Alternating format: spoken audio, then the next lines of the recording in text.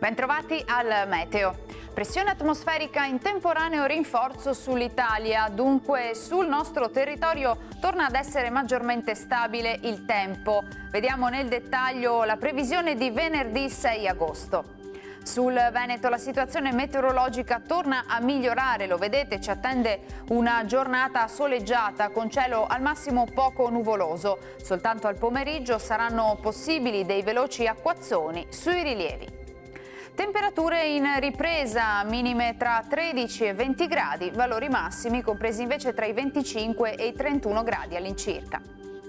Ci spostiamo ora sul Friuli Venezia Giulia, dove lo scenario sarà lo stesso, tanto sole con locali temporali nelle ore pomeridiane sui monti, localmente fin verso le pianure limitrofe. Temperature minime tra 14 e 21 gradi, massime sui 26-28 gradi.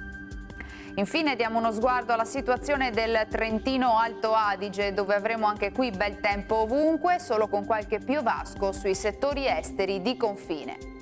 Temperature minime intorno ai 15-17 gradi, massime sui 27-28 all'incirca. Dal meteo per ora è tutto, vi auguro come sempre un buon proseguimento in compagnia di Antenna 3.